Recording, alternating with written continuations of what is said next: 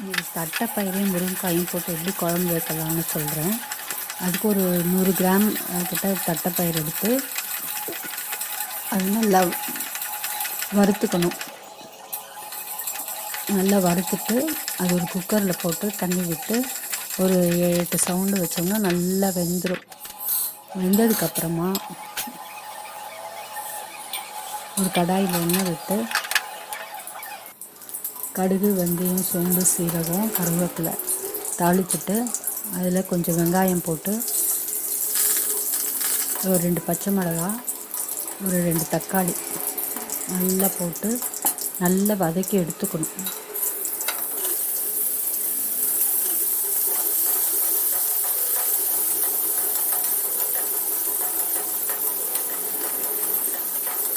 இதுக்கு சின்ன வெங்காயம் போட்டிங்கன்னா இந்த குழம்புக்கு ரொம்ப நல்லாயிருக்கும். சின்ன வெங்காயம் தான் மோஸ்ட்லி இந்த தேங்காய் அரைச்சி விட்ட குழம்புக்கெலாம் நல்லாயிருக்கும்.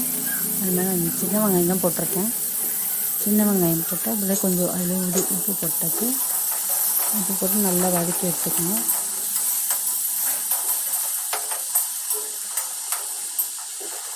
இந்த தக்காளி உதுவாகிறதுக்காக உப்பு முதலே போட்டுடணும். எப்போவுமே ஞாபகம் வச்சுக்கணும். இது நல்லா மேஷ் ஆகிடுச்சு பாருங்கள். அந்த மாதிரி ஆனதுக்கப்புறம் முருங்கைக்காய் நான் தனியாக வேக வச்சு எடுத்து வச்சுருக்கேன் 2 சவுண்டு விட்டு. ஏன்னா அப்போ தான் அது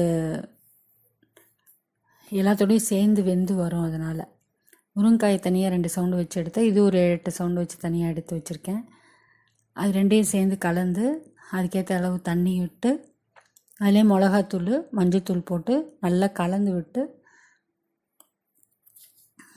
நல்லா கொஞ்சம் கொதிக்க விட்டுடணும் ஒரு 5 நிமிஷம்.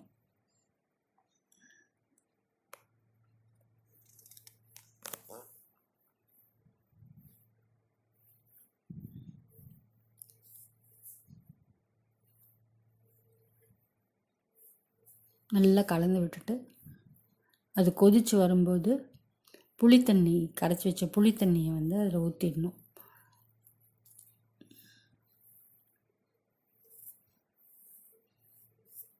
புளித்தண்ணியை ஊற்றி நல்லா கரைச்சி அது நல்லா கொதித்து வரணும். புளி ஊற்றினதுக்கப்புறம் அந்த புளியோட பச்சை வாசல்லாம் போடுற அளவுக்கு நல்லா கொதிக்கணும்.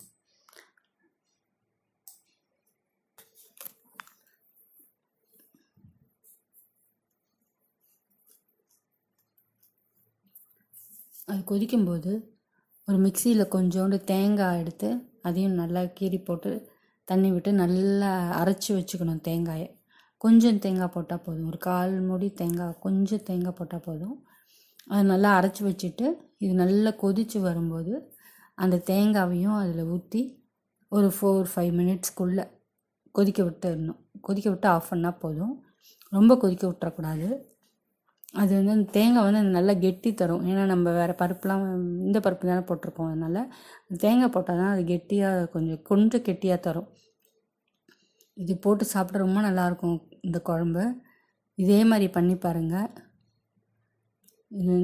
இதுக்கு ஒன்றும் தொட்டுக்கவே வேணாம். வேறு ஊறுகாய் இருந்தால் கூட போதும். இல்லை ஒரு மிதுக்க வத்தல், ஒரு சுண்டை வத்தல் அந்த மாதிரி இருந்தால் கூட ரொம்ப டேஸ்ட்டாக இருக்கும் இதுக்கு சாப்பிட. ஒரு முட்டை ஆம்லெட் போட்டு ஒரு வத்தல் வறுத்து வச்சு சாப்பிட்டீங்கன்னாவும் நல்லாயிருக்கும். தேங்க்யூ ஃபார் வாட்சிங். இதை செஞ்சுட்டு எனக்கு அதை கமெண்ட்ஸில் சொல்லுங்கள் எப்படி இருந்துச்சு.